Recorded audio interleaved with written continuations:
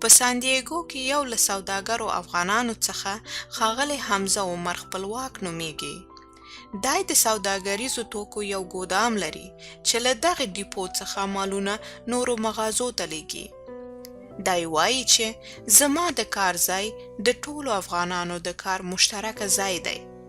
دلته چې کوم نوي افغانان راسي هغو دپاره خو دا زموږ داسې بزنس ده لکه د ټولو افغانانو دپاره چې ده، ولې چې لاول چې دلته افغانان راسي هغو دپاره ډېر مشکلات وي چې یو کار پیدا کړي، انګلیش پرابلم وي ورته. په دې ګودام کې یو تن کارکوونکی ښاغلی دوست محمد عمري دی چې تازه له افغانستان څخه کډوال شوی دی.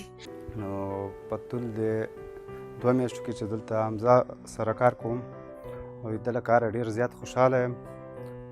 پارټ ټایم کار کوم او ژوند په همدغه رقم مخ په وړاندې وړو. د ښاغلي حمزه عمر خپلواک یوه مغازه چې د ساندیګو د ښار منځمي واټ ته نږدې د پسفیک د بحر پر غاړې چې یو تورستي مرکز دی او د دویمې نړیوالې جګړې یو ستره میوزیم شکله جګړه ییزه بیړۍ ته مخامخ واقع ده.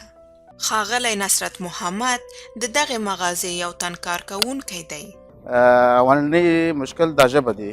څوک چې انګلیش باندې نه پوهېږي لږ مشکلات اولنی کې شته، ځکه چې څوک چې انګلیش نه پوهېږي هر چېرته چې ځي اپوینټمنټونه دي دلته کار لپاره چې انټرویو ته ځي هغه سره مخ کېږي.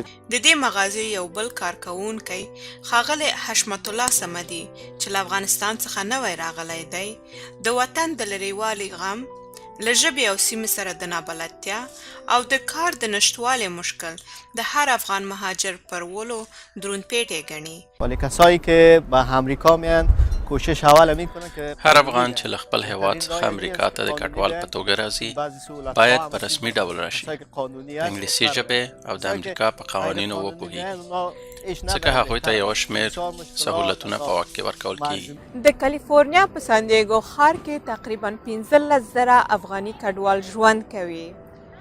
دا کډوال مختلفې ستونزې لري خو د وخت په تېرېدلو سره د دوی ستونزې حلیږي. برېښنا تحریک، د امریکا غږ، آشنا ټلویزیون.